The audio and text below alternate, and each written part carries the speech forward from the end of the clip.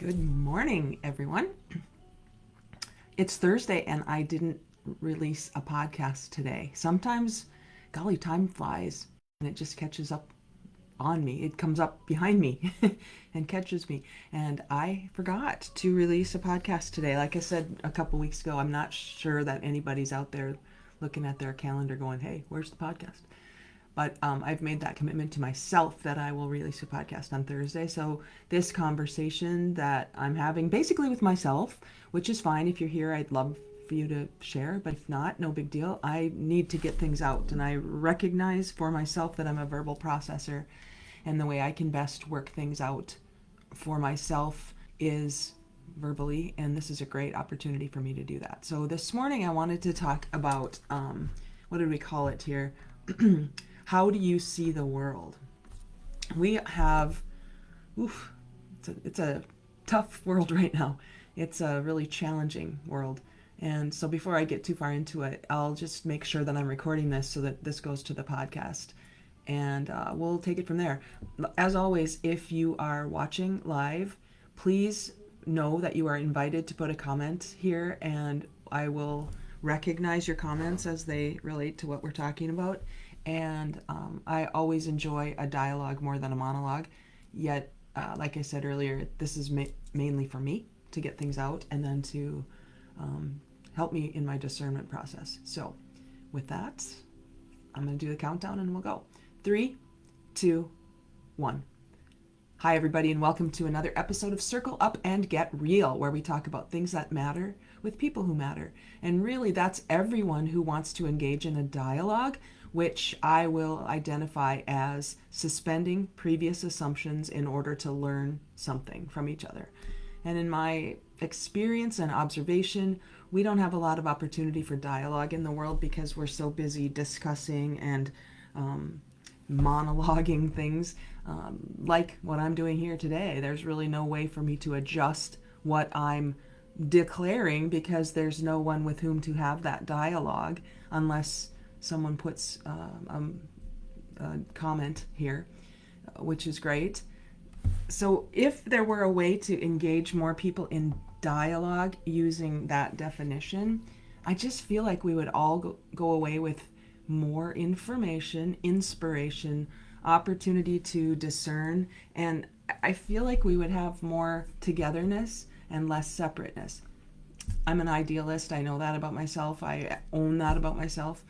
And that kind of leads to what I wanted to share today in the context of this conversation. And it's a quote that I love from Albert Einstein. And again, I'm getting to the point in my podcasting and my posting as a self-proclaimed thought leader. I know that when I throw a thought out there, I open myself up to a lot of dialogue, but also some discussion, some diatribing, some, I don't know. I'll tell you more about this in a second. So I recognize that, and I guess I'm opening myself up to that. Yet, if we all agreed to suspend previous assumptions for the purpose of learning from each other, I think all of that exchange would be different. It would have a different energy to it. And that brings me to this quote by Albert Einstein. I've used a lot of quotes from older people who are no longer around, people from the 1800s. One of my favorite people is Ralph Waldo Emerson. And I've shared quotes because I love the wisdom of the ages. And there are times when I've shared quotes that people have missed the point of the quote because they are dissing the quoter. So they'll see that I'm making a quote from, X person, and they'll say, well, X person was a terrible human, and so I'm not going to listen to anything that person has to say. Well, I get that in a way. I think sometimes we miss the point of the quote because we're looking at the messenger.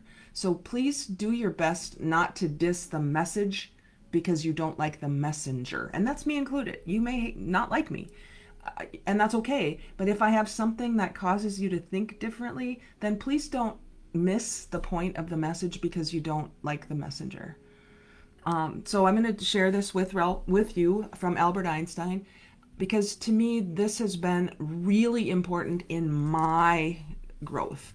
And again, I'm only sharing me with you.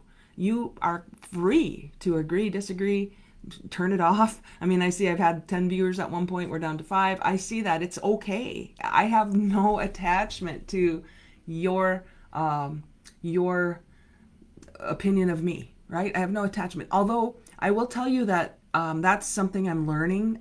I wasn't always this way. I cared way too much about what other people thought of me for most of my life. And it's not that I want to be a jerk about things, but I can't take on other people's energy when I'm just doing my best to be my real, authentic self. That's what this podcast is all about. Get real. Radical. You can think about that word. Radical's the R in real. You can think about that word and make a judgment about it. And you can say, well, radicalized people. Yeah, I get that. I understand. There are words that have been hijacked. I get that. The word radical, the way I use it, the context in which I use it, is getting back to the root. Getting back to the root. Radish is a root vegetable. If we can get back to the root of things, I think that helps us understand things better. But if people hear the word radical as the first letter of my acronym and they say, oh, she's one of those radical, you do you. Okay, so I'm going to do me today, and I'm just going to talk about this quote from Albert Einstein. Okay, he says, I think the most important question facing humanity is the universe a friendly place? This is the first and most basic question all people must answer for themselves.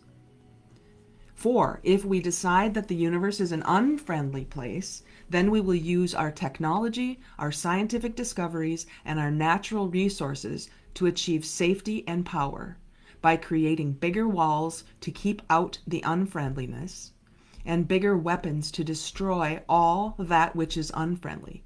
And I believe that we are getting to a place where technology is powerful enough that we may either completely isolate or destroy ourselves as well in this process.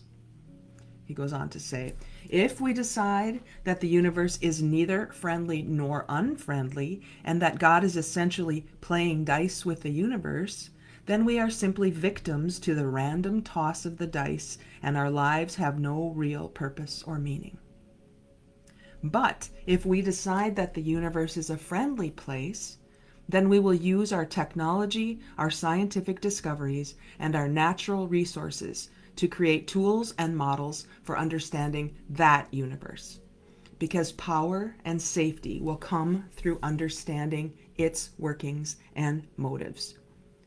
God does not play dice with the universe. Now, you can believe that or not, you can take that on or not, you can diss that, you can do whatever you want with that. But when I first heard that, yeah, thanks you guys who are, Dawn, beautiful. Imagine him observing today's history. Dawn says, yes. Jodee, God does not play dice, right? So all of that, if we believe that, and I'm not saying this is the ultimate truth and everyone in the world needs to believe this, not in the least. I'm telling you and sharing with you me, Jodee, my context, because I, like Einstein, believe that the universe is a friendly place and God does not play dice with the universe. That's only me. I'm sharing with you my context. And what's so interesting when I get into observation mode about the world we find ourselves in today with our hurricanes and our, all the things that are happening, all the things that are going on, all of the political are there dialogues? Political discussions, debates, all the things that are happening that seem to be riling people up and having them take a position about something.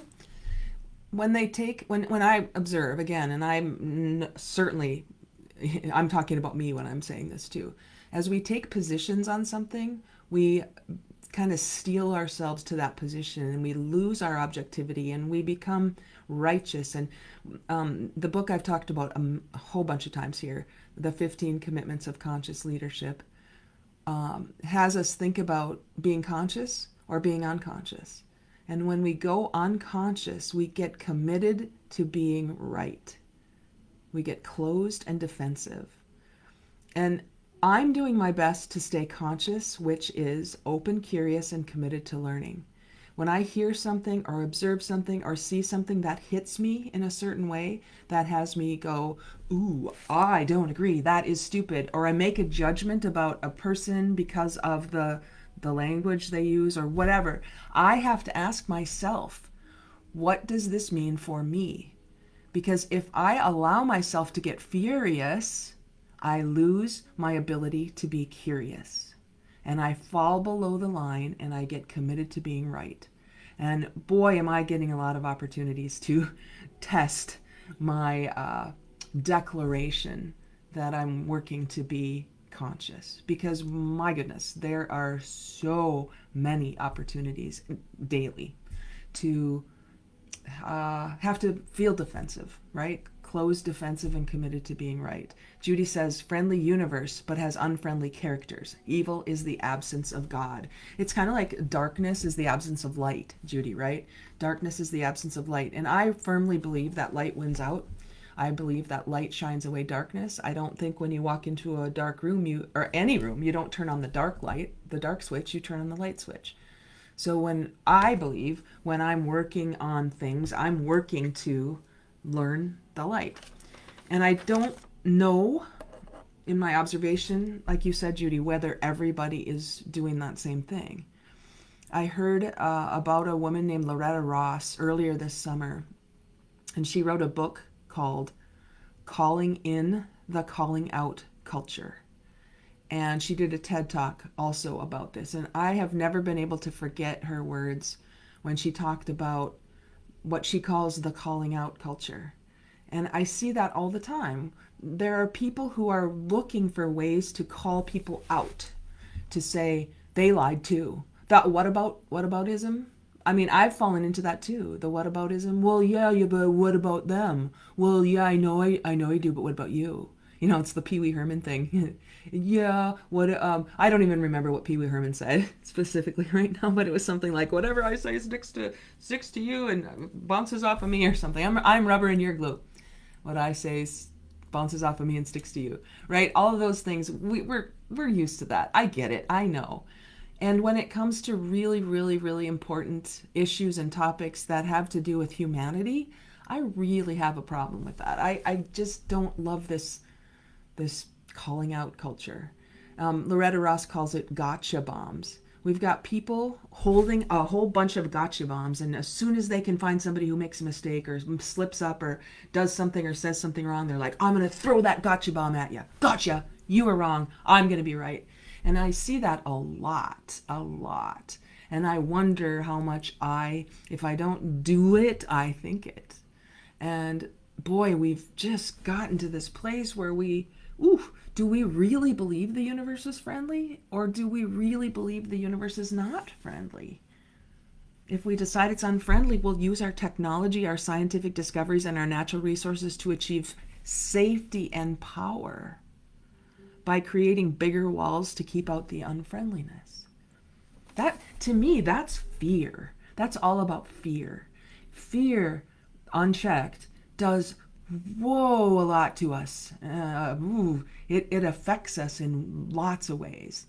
And through some of the self-awareness training I've been doing for the last 20 years, I'm learning that there are only two kinds of fear. There's authentic fear and inauthentic fear. And authentic fear threatens your physical survival. I mean, that's something that's important. It's there. It's real.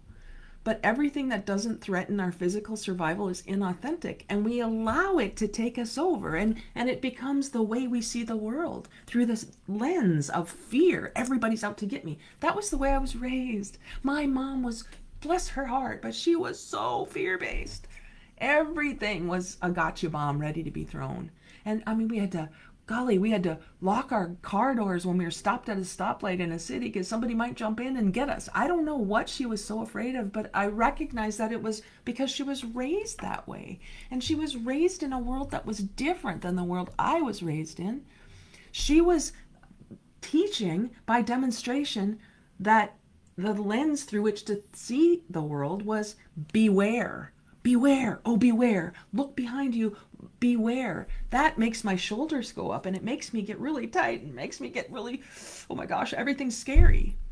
I am working to undo that conditioning that I was given. I didn't choose it. Well, I guess maybe in some way I did. That's a conversation for another time.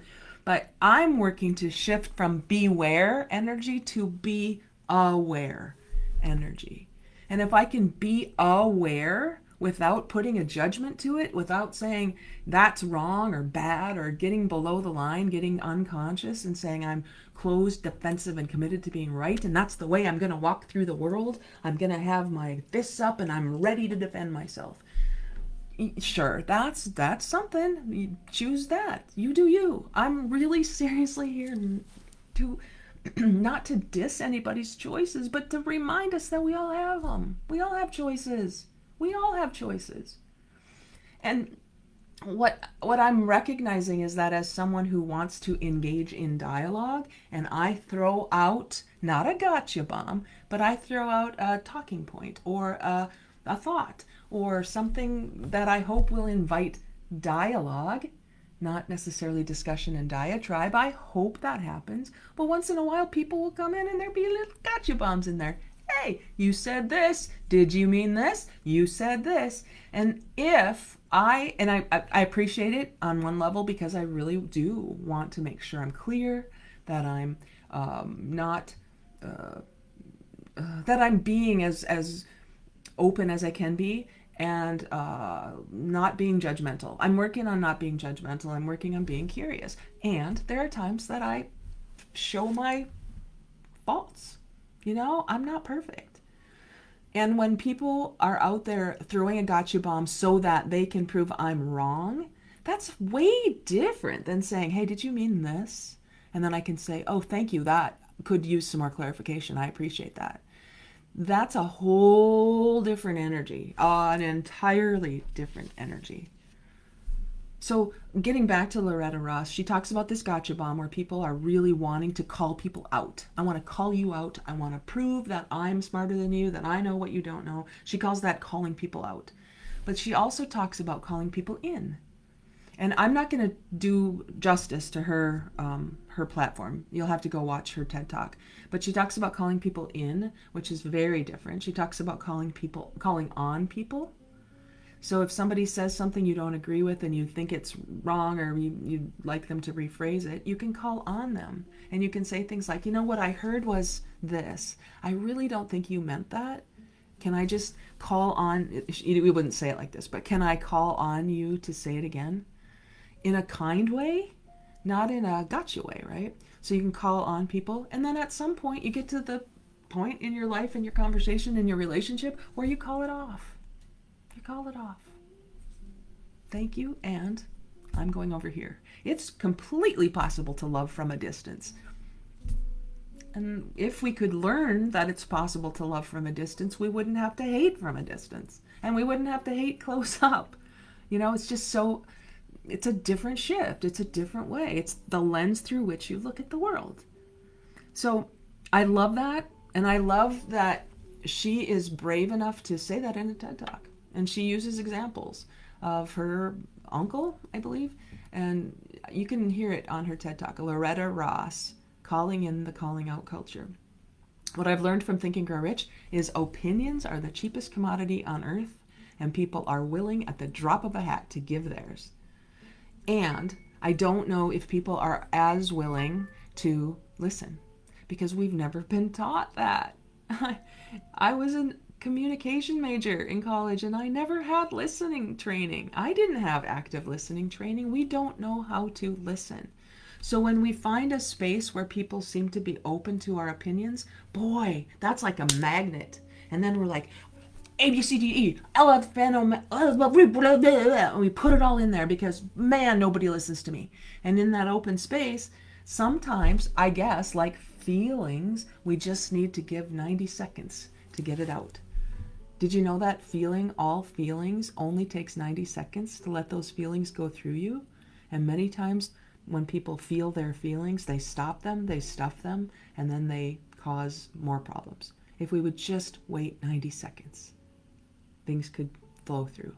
I think it's the same with getting out your angst, getting out your anger and your frustration and your upset. But if you don't have a place to do that because you don't have an audience, or I shouldn't say an audience, but a listening space to do that, no wonder we're stuffing all these things. And now we're getting this opportunity to just blah, blurt it out, because now I get to gotcha, and I get to say, yeah, oh, this has been inside for so long, and I've never had a way to say it, and I've never had permission to say it. This is wrong, this is bad, this is stupid, these are dumb, this is a conspiracy, this is blah, blah, blah, blah, blah, whatever. I get it. I completely understand it. So I get it. And when you have done your discerning and you've figured all the things out and you've listened and you've worked on your staying above the line, being conscious, being open, curious, committed to learning, and you pick a position, I would say, what if you could change it from a position which says I'm right and you're wrong to a stand? I'm standing for this thing. Doesn't mean you're wrong. It just means this is my stand. This is what I stand for. Because the opposite is this is what I fight against. And energy is funny because it will go where it's invited. And energy and attention are kind of the same thing. And so, you know, if you're a parent, I'm not a parent, so I can't speak from that perspective personally, but kids go where the attention is. And if you get attention for being naughty, well, at least that's attention. And so if we could learn to give attention to the things we do want and stand for that, instead of continuing to fight against the things we don't want, I wonder how that would shift what we truly desire. If we truly desire peace, I can't look outside myself for peace on earth till I've established peace within me. And I have to be willing to do whatever it takes for me to live my life in a space of peace. And so that I would like to encourage anyone listening, there's only one viewer left, but that's okay. Encourage people who are listening, live or later, to determine for yourself, what's your course? What's your stand? What is it that you feel called to be a voice for? I mean, there's so many places you could put your attention in the world, so many causes, so many places in the world that you could stand. What is yours? Mine is connection, true communication, real communication, and then hopefully from that, authentic collaboration. That's what I'm interested in. And the way I can hone my listening skills and my communicating skills is by having people tell me their opinions if they're different, or if they're the same, it doesn't matter, but not by throwing a gotcha bomb. Because what that does, that causes me to go, yeah, you're right, I'm wrong. Because my old conditioning would say nothing, I don't matter in the world. My conditioning would say, it's not about you, Jodee. It's about everybody else. That's the way I was raised. That's the way my, bless her heart, beware mom was. Beware, beware. Because everything is there to get you. So make sure you don't ruffle any feathers. Make sure you are always caring about other people first and not yourself. And I'm working diligently to shift that. Instead of being simply an external people pleaser, I'm doing my best to remember that I too am a people. I'm one of those people I can work to please by recognizing what it is that makes my heart sing, that recognizes what it is I feel I'm here to contribute and invite into the world. And so all of us have that. So I'm learning not to let the loudest voices of the fringes of any issue where the people are appearing to me to be leading out of fear. I'm working diligently to not allow those loudest voices of the ego and fear to be the ones that influence me only. I listen and I go, okay, let me discern. And by the way, for me, discerning is using my head, my heart, and my gut, using all three, to then say, okay, I get where they might be coming from. I see the perspective. I'm taking in the intent as much as I can. I might ask more questions because I'm working to stay curious. And if people take my questions to be something that causes them to be defensive, I can't take that on as my own. I'm learning to listen as if everything were being said to me and not take anything personally. unless it's for me. And that's the discernment process. And that is a process, and that's a skill, and that's something I have to work on to get better at. So be open, discern, go through that process, and then decide. Being a good decision maker is a skill that a lot of people haven't really developed. Decide, to side, to get rid of the other options, to kill off the other options. Decide, to side. I have to decide. And if I don't decide, then I'm going at the whim of other people's opinions and the loudest voices and all of those wishy-washy things that will cause my head to be on a swivel. What did they say over here? What did they say over here? What am I supposed to know? Oh my gosh. That's not being real and true and authentic to who I am.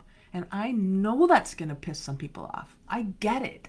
And I have to take my own personhood into account, which is distinct from how I used to be in my life. Stand for what you believe until you have more information, or information external, or inspiration internal. You'll probably have one or the other, right? At some point you'll be like, oh, I had this thought that came to me. That's inspiration. Or I read about it on a blog, or I read about it in an article. That's information, inform.